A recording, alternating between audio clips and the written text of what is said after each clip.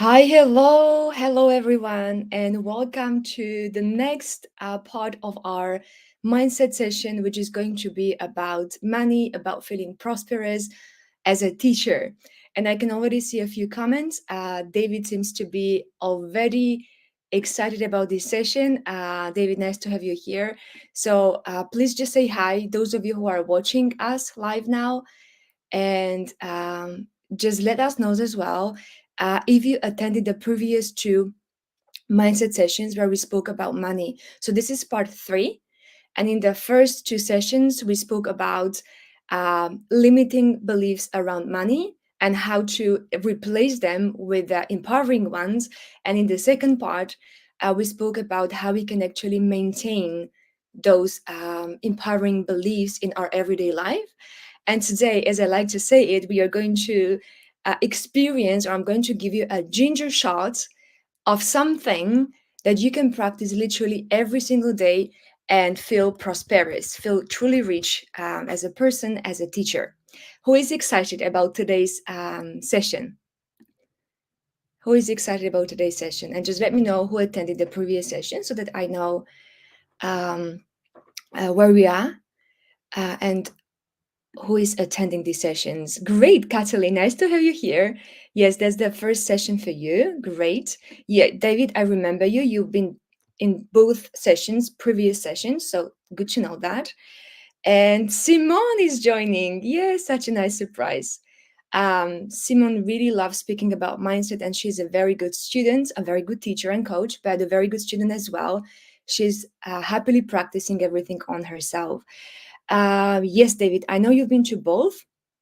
And DJ Rocher, Eddie, I didn't attend the last two, but looking forward to this one, and we'll review the last two.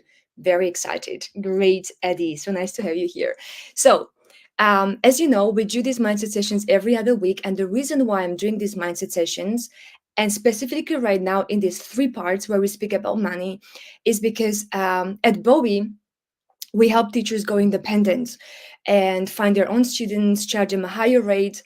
And many teachers are really excited about this to go independent. But then when it comes to charging higher rates, they find it really difficult and challenging. And that's why I've decided to work with teachers on their money beliefs and their mindset around money, because it's so important once you change your mindset about money and how worthy you feel receiving money, or even how enjoyable it is for you to spend money, then it's going to be easier for you to charge more higher rates. I'm going to give you a lot of examples today, a lot of personal examples and examples from other teachers.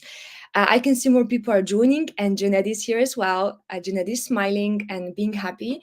Good. So, what I'm going to do, I'm going to revise literally in less than 10 minutes what we've done in the previous two sessions. I'm not going to go into detail, just go through everything, as that is the foundation even for today's session. And those of you who didn't watch or didn't attend the previous two sessions, I will just ask you to do it, and I'm sure you will benefit from it. So let me just share my screen. And those of you who are just joining, yes, this is the third part of our mindset session where we are going to speak about money. So let me just share my screen, and hopefully you will be able to see it. Um,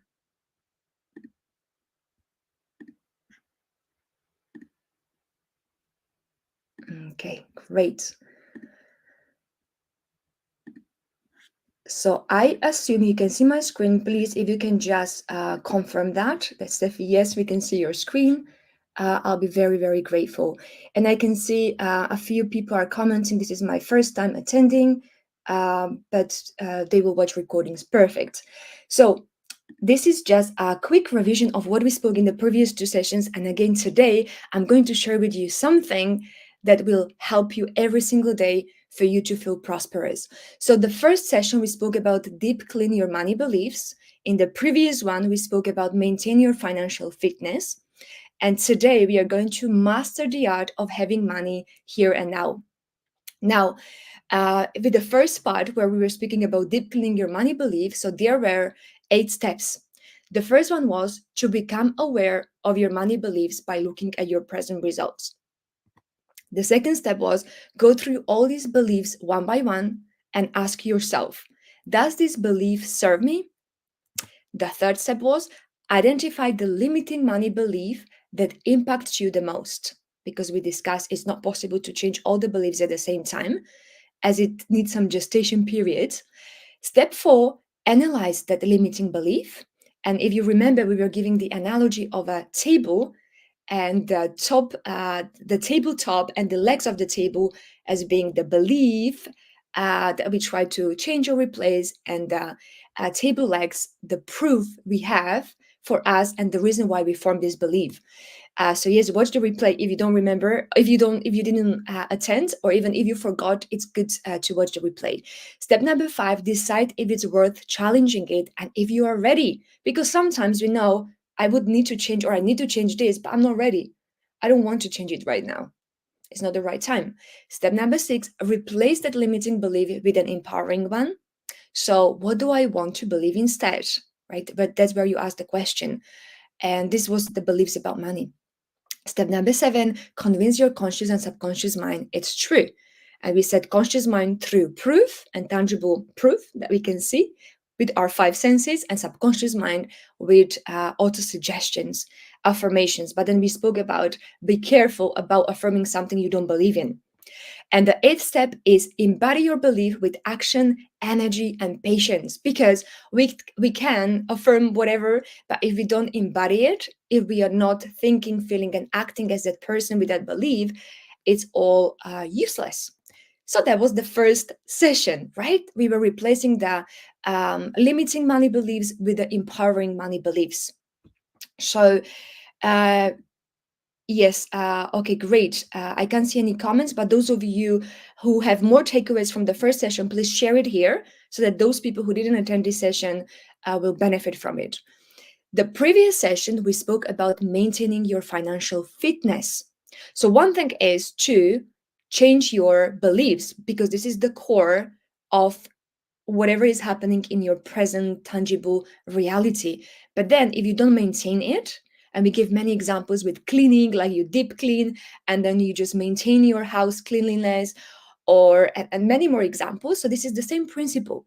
And that's why it's so important to be really careful and aware of the thoughts you have, because those thoughts affect your feelings, and the feelings that you have and mixed with the thoughts that you have about that certain thing about money makes you do certain actions, and this is what forms your attitude towards money. And then you know if you're a magnet to money or if you're actually repelling money. We spoke about conscious, subconscious mind, and how these beliefs are actually formed in subconscious mind by you constantly repeating that thought and emotionalizing it and acting on it. And that's how your present results are created. And I was giving my example when I was charging £12.50 per hour working in a language school, just because I was not careful enough then about what thoughts I had about my financial situation. Then we were speaking about this difference between observing the reality just with our five senses, which sometimes can be misleading, and how it is different when we actually respond to situations around us by using our six mental faculties. So there is this difference, right? If we just use our five senses and let the outside reality affect us, then we are just living by our five senses. We are living outside in. When we are using our six mental faculties, then we are living inside out, which means we are not adopting everything we can hear and see from the outside world, but we use our reasoning, perception, intuition, memory, will, and imagination to create our own reality about money as teachers. We didn't go into much detail into these six mental faculties, but we did explain a few of them. So watch the recording if you are curious. And this is how we actually summarize everything with saying we need to think inside out for us to see different results in our financial situation. And these were three tips we shared. The first one was examine your thoughts, feelings, and actions, especially when having an emotional reaction. So when something happens, you have an emotional reaction, it's important to examine what thoughts are you having at that moment. And of course, with that specific belief in mind that we are trying to adopt, and challenge them if necessary. So I was giving an example that I was charging this little money because my belief was I'm a non-native English teacher, and that's the reason why I can't charge more, or one of the reasons. And then when I was maintaining my financial fitness and being careful about maintaining this money belief, I paid attention to all the details or even proof where actually people were saying to me that because you're a non-native English teacher, I want to work with you because you've learned English from scratch and I feel like you can help me better. So I was kind of like gathering this proof. And also, I was very conscious of the thoughts I was thinking when I was selling my programs to my potential students. So that was the first tip. The second one was practice mindful spending. So, being really mindful where and how you spend your money. This is something we are going to expand on today. And the third one was just to envision every day your ideal lifestyle, prosperity, and impact you make with money. And just to summarize the third tip, this was about how you can, yes, visualize that ideal lifestyle, not just the money, how much money you have, because that doesn't really help as much, but how you feel having that money. What do you do with that money? And it's basically about that feeling of having the money in that visualization. And is that feeling that you feel and that is evoked by your visualization that is going to help you take the right actions. So these were the three tips from yesterday, from last time's session. If you have any more takeaways, please please just share them here. And I can see already some comments from Simone. I miss the guards. Yes. So the guards, Simone is referring to six mental faculties. These are our special guards, or very special tools we have, and we don't necessarily know about them. In another session, I'm going to go into much detail about this, but right now, I just wanted to summarize the previous two sessions, as I said, in 10 minutes. Any questions so far? Any questions from anyone or any comments? I can see we've got quite a few people here. And Bash joined as well. Nice to have you here, Bash. Teresa is here too. Brilliant. So, who is ready for the session, for today's session, where we are going to speak about mastering the art of having money here and now? Okay, Janet is saying, yes, fascinating needs to be watched to replace. Yes, I think that will be very helpful, Janet. And Simone is saying, we are planning to build a fire pit in the backyard to host marshmallow roast with the neighbors. That's my vision right now. That's amazing. Yes, Simone. And Simone is actually a very good example because she was visualizing her big worthy goal with the scenes from that goal already being accomplished. And she actually accomplished her big worthy goal. She bought a beautiful house in the area where she wanted. And yes, that's just because of the visualization and feeling that goal that she was going for. Okay, everybody's ready. Good. So, where to start? I will start with this. Has anyone read this book, The Having the Secret Art of Feeling and Growing Rich? Has anyone read this book? Just say, yes, I've read it. No, I haven't, or is on my to do or to read list.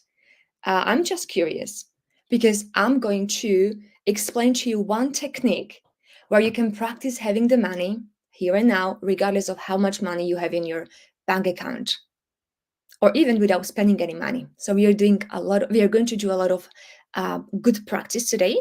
But the technique I'm going to be referring to doesn't come from me. I'm just a very good student and I follow this technique and I want to explain this technique to you. But it was actually, I would say, invented, created by, and now I don't know if I'm going to read this name correctly, but is Soon Jun Lee. Those of you who can speak Korean, please correct me. I apologize, but she is the one who actually is promoting this technique. She's kind of regarded or considered to be a wealth guru. And technique she's suggesting, we are going to go through the technique together today. So Eddie think I haven't heard of it. We'll look into it afterwards. Yeah, Jeanette, Bash, there is a, okay, you haven't heard of this book. I recommend you reading this book. So I've read this book 3 times, and now I gave it to James, and I think he's read it as well 3 times or maybe even more, so that we are on the same page about this, and we can support teachers together, so that they feel prosperous and truly rich, regardless of how much money they have. And by feeling that way, they can grow even more. So let me just start this. What is this? I will just give you a little bit of background and context because it will make more sense for this technique.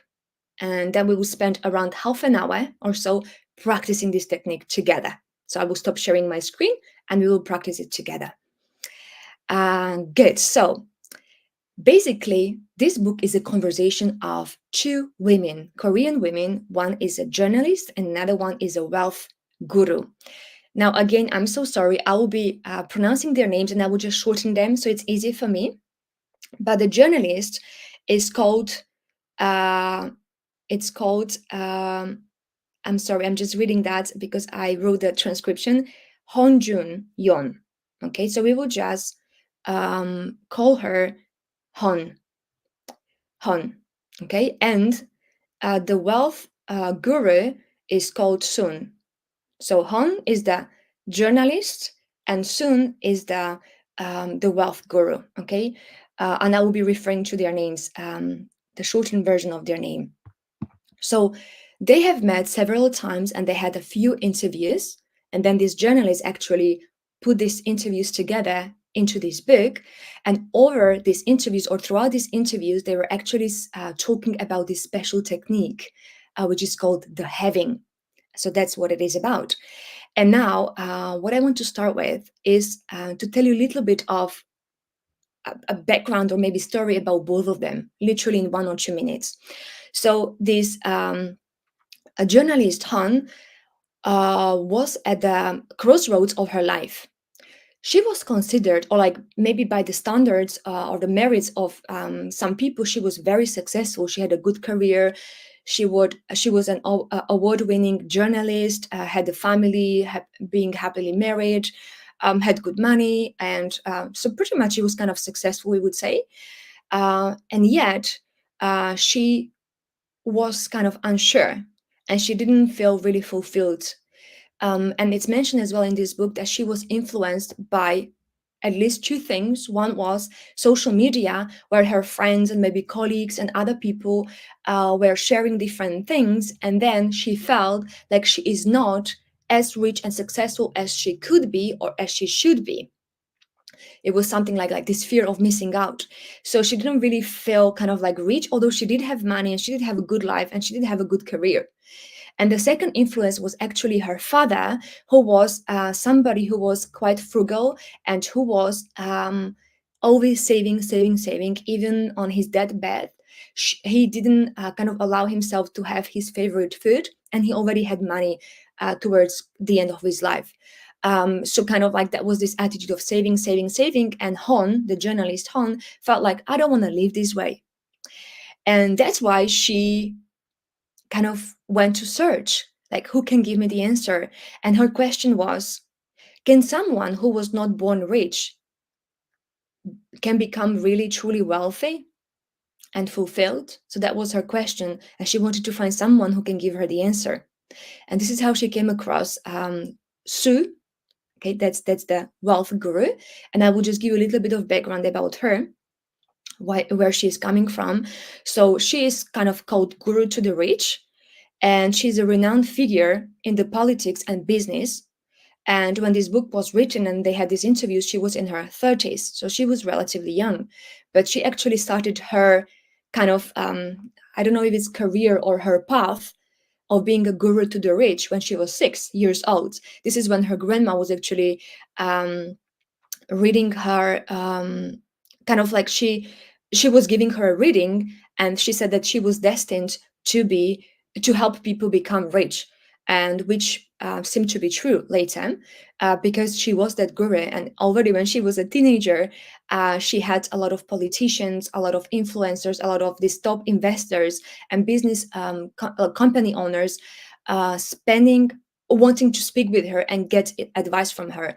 And most of the time, they just get very, very good advice, very good advice that actually changed their financial situation. And so that was her background. And actually, the key to success was this technique of having. And what they are mentioning in this group, like she was so kind of renowned or so good at it that people were even camping outside of her house just to get a word from her, that just to get some insight about money, prosperity, and help with their financial situation. So I guess I got two news for you, one bad and one good. So which one do you want to hear first?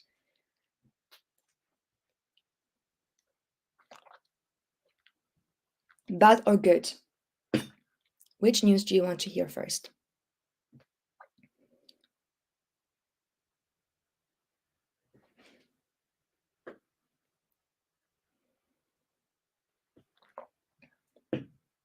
Bad first. Okay, everybody wants to hear bad first. Okay, fair enough. So I'm going to give you the. I'm just going to stop sharing because now I will be engaging with you and I don't have any slides so that I can see your comments. Okay, always a terrible choice. Yeah. Okay, the good. Okay, Dina, I think you're the only one who wants the good news first. I'm just going with the bad news, as everybody else wants that. So the bad news is, I haven't been able to get the wealth guru soon to come here to this interview and share this technique with you. But the good news is, you don't have to go camping outside her house, because I'm going to summarize everything for you. And it's so simple that you will be surprised. So surprised. So you don't have to do any camping outside her house. And anyway, she's quite private with where she lives, because she always has this queue of people waiting to get some advice from her. But because I've read this book quite a few times and I've been practicing it for almost 3 years, it's going to be 3 years in December. I'm just going to share it with you without any camping, without anything. Simon likes camping. Yes, so we can camp as well, Simon, and dance on some ABBA moves. But now let's just speak about this having technique, what it is about. So the technique is about changing your emotional state about money and the way you think or the way you spend the money. That's in a nutshell. So it's about your emotional state about money or around money and the way you spend money. And basically, this is the summary of all her case studies, because she's done like thousands and thousands of case studies of people who have become rich, and not just rich as kind of like having much money in their bank account, but truly rich, meaning enjoying what they have in their bank account and doing a lot of good with that money for themselves and people around them. So basically, what it means that when you spend money on anything, and it doesn't matter if it's £1 on I don't know what can we buy for £1, maybe a donut. There is a Polish donut here close by that you can buy for £1 or $1, or if it's something for $10,000, let's say a course about how to become independent as a teacher, and you invest in a course. So it doesn't matter what you spend the money on, but feeling joyful and feeling happy at the moment when you spend that money, which means you are in the present moment. You are not thinking about what you don't have, but enjoying what you have. So, this is how you reframe your mind, not focusing on what is not there just yet, or this is what I want and it's not there, but what is there already. So this doesn't mean that you cannot be visualizing things that you want. This technique doesn't speak about visualization or anything. It just speaks about enjoying the money that you have. And very often we say, I don't have money either to invest, or I don't have money to buy my favorite piece of clothes. And this is actually how we are kind of affirming that we don't have money. But in reality, we do have money. Maybe at that moment we don't have money in our bank account to buy that particular thing, but there is always enough money. That's one thing. But another one is actually when you spend the money on buying whatever, you have that money. So when you buy a coffee, let's say for $5, um, it means buying that coffee and enjoying drinking that coffee as you're spending money on it. So basically, you spend money and you get something in exchange for it. You get this pleasant feeling. Those of you who like coffee, I'm not a very coffee person, but for me, it would be some kind of juice, maybe orange juice or any types of juices. I love those to give me energy and just enjoying it. And I remember in that book when I was reading it, there were like 3 or 4 pages literally just describing how this wealthy, like she was beyond like wealthy. She was enjoying this coffee. I don't know how much that coffee was, but she was enjoying that coffee, and it was described in 3 pages of that book, and how grateful she was for that coffee and how present she was as drinking that coffee. And basically this is what she has been teaching, or she's teaching, she has been teaching everyone how you can enjoy the money and feel good when you spend the money. In a few minutes I'm going to explain to you something else which is called traffic lights or signals, when you should buy, when you shouldn't buy. But basically the principle is changing your emotional state around money and the way you spend money, or the way you feel when you spend money. um, I don't know how you feel when you spend money, but very often, before I read his book and before I started practicing it, although I had some money, I didn't have much money as a teacher. I was earning like minimum wage, around that, approximately, but I still had enough money to pay for rent, to pay for electricity, yes, to pay for my internet, to pay for my mobile bill, to pay for my cosmetics. Maybe I didn't have the most expensive cosmetics, but I had some, or even to pay from time to time to go to restaurant or even to buy food. So I did have money, but always when I was spending money, when I was either using my card or spending money, like using cash, I felt anxious. I felt like money is leaving me and is not going to come back again.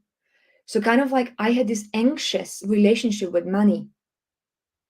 I did not feel grateful and happy spending the money. Now, I'm not saying wasting the money, and we will speak about the difference there, because actually somebody who has a lot of money and spends them and doesn't feel good, that's actually doesn't mean being prosperous. Okay. And prosperity or being prosperous, it means you have enough money, or you have enough money at the moment of spending them. So you had enough money to buy the coffee and you are enjoying it, or you had enough money to buy your favorite skirt or dress and you're enjoying wearing it, or you had enough money at that particular moment to buy the course that you wanted and you are enjoying and studying through that course. So this is how Sun, the wealth guru, describes this technique. This is how she says this is how you can feel and grow rich, by you enjoying the money that you have, and when you spend them. Any questions by now? Any takeaways? Any insights? Any doubts? Maybe you have doubts. Um, just let me know. Simone is saying she's sitting in her camper right now. That is great, Simone. So you are traveling, I guess. Yes, being grateful is key. Definitely. So this is one thing, kind of like, yes, being grateful. But I would say this goes even beyond being grateful. This literally means like you are acknowledging the presence of money because you have them. Um, in your life, right? Even if it's very little. And I sometimes like to give an example of having a friend, right? So when we have a friend, I'm sure even our best friends have some flaws and they are not perfect. And we could find many things we don't like about them, even though they are best friends, right? But basically, what it means enjoying that presence of a friend when you are with them or even when you are not with them, but just enjoying it and focusing on what you have or what that friend has, and makes you friends or makes you good together, makes you enjoying each other's company. And it's the same thing, like if we felt anxious all the time anxious or maybe worried or fearful or resentful about our friends, they would not stay in our lives. They would leave as soon as possible, right? Because they would feel this energy of being not wanted, being resented, being kind of yes, not appreciated.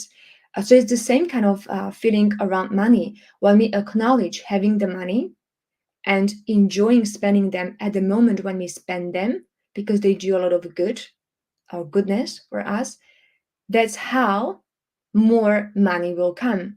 So if you appreciate your friend by being present in your life, they are more likely to show up even more and to be there for you even more than if you were just criticizing them or saying you are not there enough for me.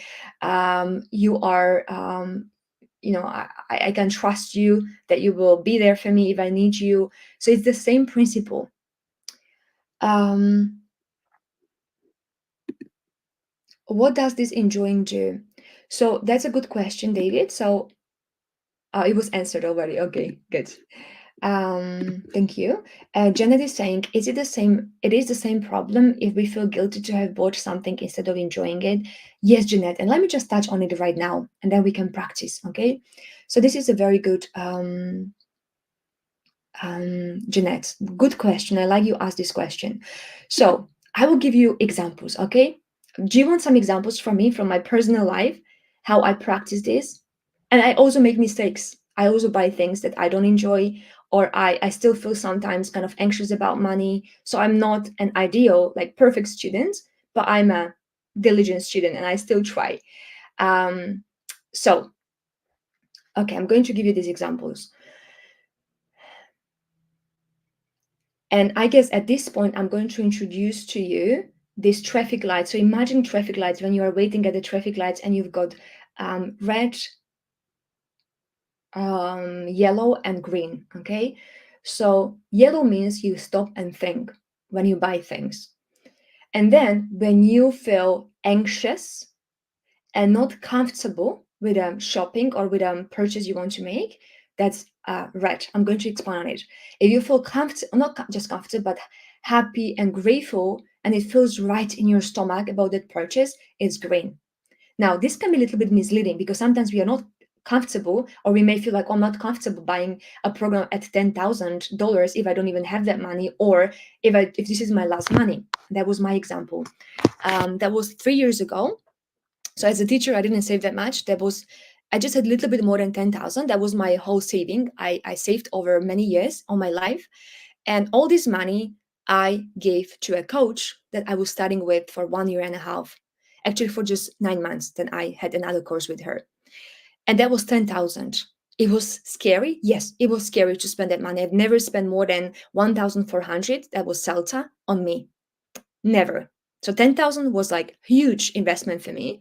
And it was pretty much the last money I was saving for my future house. And I didn't even read this book by then, but then I understood what was happening. It felt right. It felt like I was a little bit like kind of like, like you have these butterflies in your stomach. It felt a little bit scary, but it felt right. It just felt right. And I felt this appreciation that, wow, I can take this money from my bank account and I can give it to someone who in exchange will teach me more about my brain, about how I can be more productive, how can I be a better coach, how I can be more prosperous, um, about everything I do.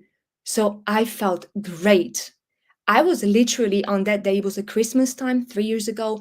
I was like flying. I was not even walking. I was so happy. It felt right. So I knew that was green for me, although it was a kind of huge amount of money. So that means I didn't feel guilty. I've never felt guilty about that. It felt right. The same thing about this sweater that you can see. Maybe you've seen me in this sweater in most of my videos. I love wearing this sweater. It's a sweater from Bash, which is one of my kind of favorite brands. And they do have rather expensive things. And this is definitely much more than I would normally spend on something like this. But I felt right when I was buying it some time ago, and I love wearing it. So even after a long time, this is my favorite sweater. So if you ask me for one piece from my wardrobe, this is it, because you can wear it like double sides, like you can wear it two ways. and it just fits everything very well. So I felt great. It felt great buying that sweater, although it was quite expensive, and I could have bought many coaching sessions with my coach for that money, but I just felt right. Spend that money. I felt good, right? I didn't feel anxious. So it was green. Then I'm going to give you another example. Um, and this is just, yes, just an interesting example. Um, there is a membership I was part of, and that membership was just $200 per month, which is not a lot, right? Um, and it was okay because I subscribed for 1 month, but I didn't want to continue for the second month, not because it was expensive, but because it didn't feel right. I felt like this is going to distract me more from what I want to really do than actually help me. So it was it didn't feel right, right? So I would have felt maybe guilty or anxious if I invested for the second month. Or even another example, I remember buying something wanting to buy something in a charity shop. It was a very good price. It was £30 for a leather jacket. And it was a special leather jacket. I just the design didn't look good on me, and I'm quite particular about what I'm wearing because I feel like that's kind of art what you are wearing and you're expressing yourself, and I just didn't feel right. And I was kind of having these kind of thoughts like, oh, I felt like I had anxiety in my stomach. I didn't buy it because I listened to this, because I was already training myself to listen to it. But if I had bought it, I would have felt guilty. So that's just the answer to your question, Jeanette. When you said, is it the same problem if we feel guilty to have bought something instead of enjoying it? But it didn't feel right. If something feels right to you, like you know it's going to bring you a lot of joy, it's let's say your style, or it's going to, if you know what you're going to do with the thing, and you know it feels right that you bought it, then this principle means, or this technique we are practicing, it means you shouldn't feel guilty, because you should feel more or kind of like happy that what you can do with that thing that you decided to buy. And she was giving other examples, like sometimes people buy things because they want to follow the latest fashion trends, even though they don't really care about that fashion trend, kind of like, or it doesn't suit their style, but they just want to have it because everybody else has it. So that's a red light that we shouldn't buy it. Or if we just buy something because our best friend or somebody has it, or if we buy something because we feel like we are going to miss out on something. Let's say it's a course, you don't feel like you want to do that course right now, it's not the right time for you. I'm not saying the right time like because there will never be a right time, but I mean you don't really want to do it, but you just buy it because it's the last time you can buy it, or it's the last time is like a discounted price or something. That's a red light as well. But at the same time, if you feel like, let's say you have not a lot of money in your bank account and the course is just almost the money you have or even more, you would even have to borrow money, but somewhere inside you feel this feels right. I know I can change my career or I can change my life by really studying and implementing what is in this course. Then I would say this is a green light, although it feels scary. Does this make sense? If you have any questions, please ask me. Simone is saying, so if we can't get to green, then leave it on the shelf. Exactly. I'm not going to go through the specific techniques, but there is a technique. Apparently, you have to hold your earlobe, I think it's called earlobe, and your stomach or your heart. So this is something I don't practice. I already feel my intuition, but there is a technique where you practice it actually, and you get your answer. Now, I don't know exactly what the technique is, but it's in the book, it's written in the book. I can read it again and just tell you. But yes, so basically what this book is saying or this technique is about, this doesn't mean that being rich or like being prosperous doesn't mean having a lot of money, spending them, wasting them on things you don't even want, that you don't even care about. It means enjoying the money that you have and spending them consciously and with joy and with this happiness and enjoyment inside you. So somebody can be prosperous who has billions in their bank account, or somebody can be prosperous as well if they just have the minimum wage or less than that. And the other way around. Yes, somebody cannot be prosperous even if they have minimum wage or even if they have billions. So it's not just like by how much money you have, because this feeling of prosperous is coming from inside. And the way I see it, I don't know if you agree with me, but I do feel like this feeling or like your relationship with money is very important, because if you have more money or even less, like if you have more money and you already have mastered this kind of feeling of prosperity, of course money will help you even more. But if you don't feel prosperous, and let's say you feel like you want to just save, or you will frugal, you feel frugal about money or anxious about money, just more money will bring more anxiety. And I have one example. It's one kind of person from the town where I was living, who had so much money, so many cars, so many houses, so much gold in different, um, what do you call them? This secret places where you have to lock it. Yeah, I don't know what you call it, but he's got a lot. He had a lot of money and houses in different countries. And with every new house, every new car, he felt more and more anxious. Yes, it's a safe, Simon. Thank you. Um, he felt more anxious with every new car, every new possession, and he ended up in hospital. Now, I'm not saying everybody who has a lot of money will end up in hospital, but I'm just saying because he hasn't mastered this art of feeling prosperous and enjoying the money. He had this anxious relationship with money. So more money didn't relieve his anxiety. It just magnified or amplified his anxiety. Um, Janet is saying I may enjoy and believe it was good to have made the purchase, but then considering my budget, I would feel guilty afterwards for not respecting it. That's a very good question, Jeanette. So sometimes I feel myself, you feel, yes, I did make a few purchases in my life that was outside my budget and I even had to borrow money from somebody. But I knew deep in my heart that by traveling to that country or by buying that thing or investing in that course, my situation will be better. And actually, I will be able to get back to my kind of budget, or like I knew I would have money returned back to me. It's yes, it's a good topic. We can speak another time even in more detail about this kind of investment. Should you invest the money that you think you don't have? But it's not just about the money that you have in your bank account, but there is money. And if you know that that investment will bring that money back to you, it's the belief that is then later manifested. If you spend money and you even borrow money from somebody else for something you want to buy and it's not in your budget, and you don't believe that course or whatever you wanted to buy will help you change your situation, then it will not. But it's really that belief. So, for example, when I was investing this 10,000, my mom was scared, literally, because she knew this was my kind of last money and this was for my dream house I wanted to have. And when I was spending that money, my mom was scared. But I knew, and I made it commitment, I will follow this coach to the dot. And what I did, I watched some of her Q&As or some of her videos at least 5 times. One video at least 5 times. I was taking notes, which I have until today, and I was living it inside out, everything. I was kind of owning that material. So I knew that money will come back. And actually, I said to my mom, I remember that I understand that you are worried about my financial situation, that I didn't manage to save a lot of money throughout my life because of the situation I was in. But believe me that in 6 months, I'm going to double my income. I said double my income. Yes, I said double my income. And what happened? I doubled my income, of course, in less than 6 months, as an entrepreneur, and we invested in a property together with my parents. So it's not my house, but I do have shares in that property. That happened everything. The property happened within 8 months because it took longer to kind of buy it. We had to put money together.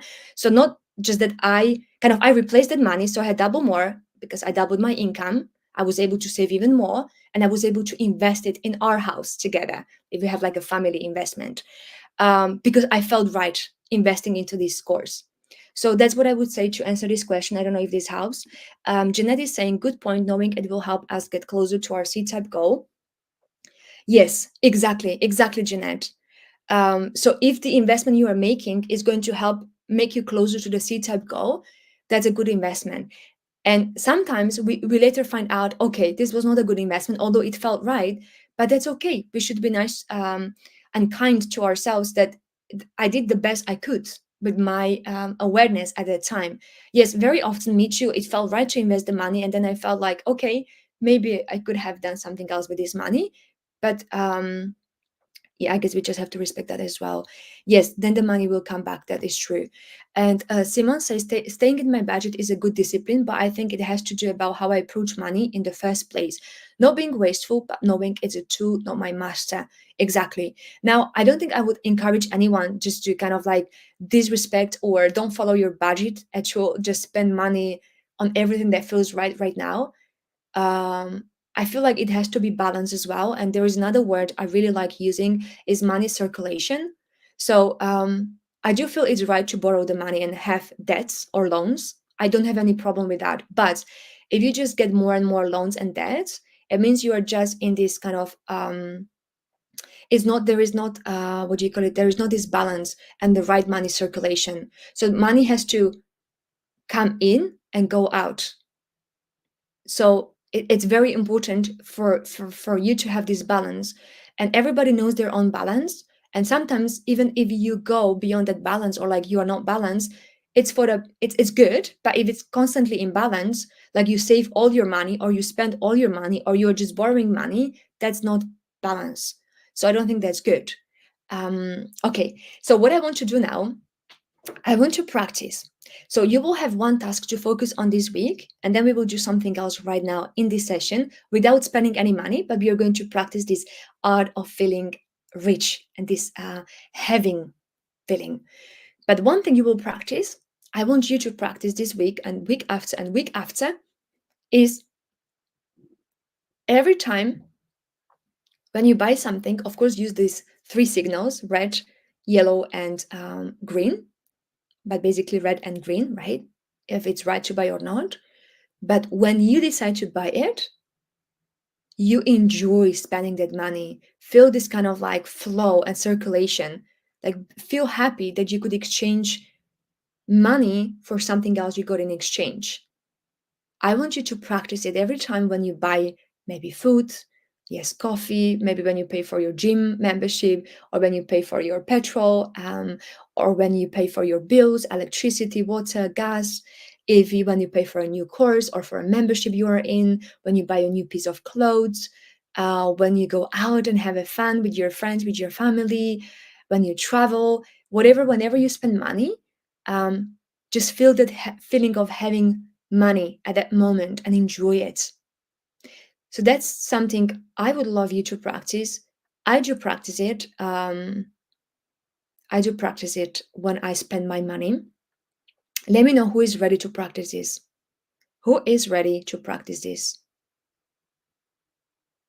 this week and next week? At least once a day. Maybe sometimes we will forget, which is okay.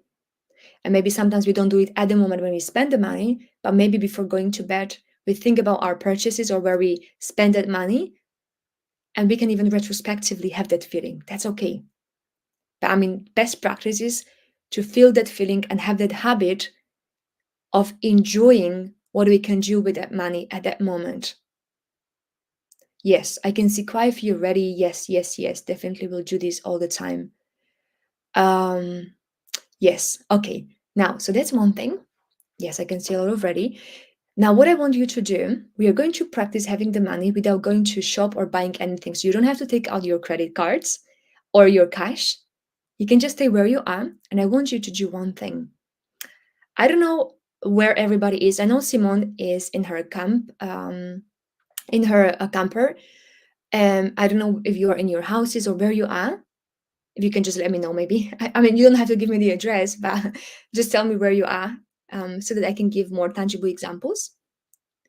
Just tell me where you are. Are you in your house, in your garden, in your camper, in the nature? Where are you?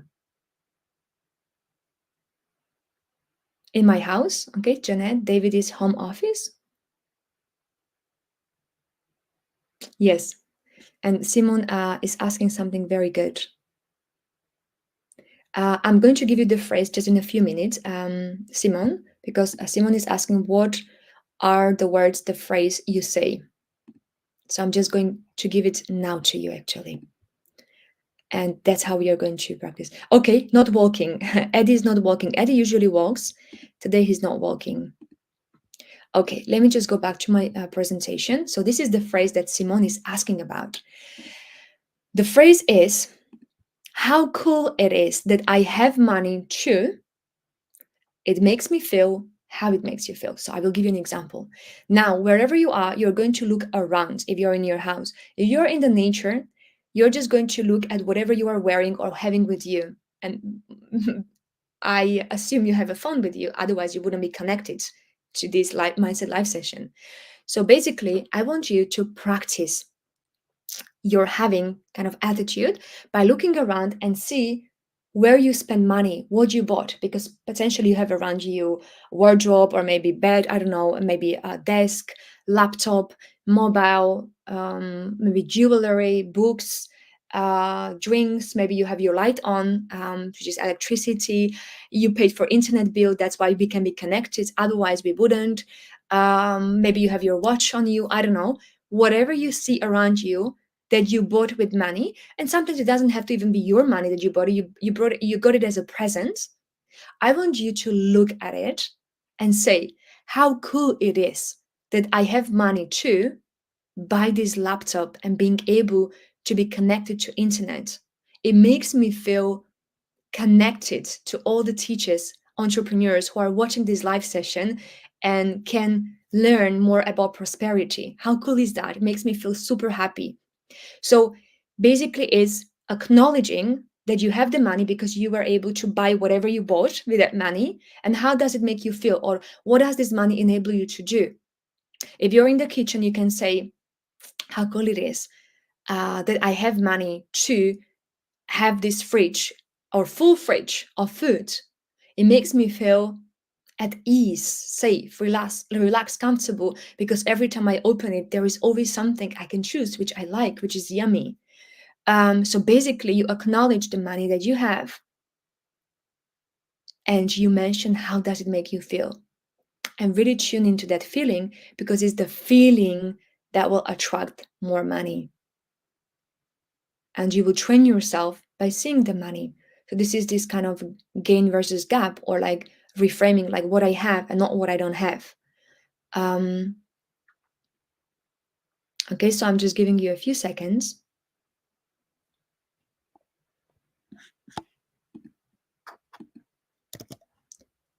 to practice that. Maybe those of you who are ready, you can tell me, what did you choose to acknowledge that you have thanks to money? Maybe that one item or one thing you chose. Maybe you choose many, just write many. But if it's one thing, what is that one thing you chose to focus on?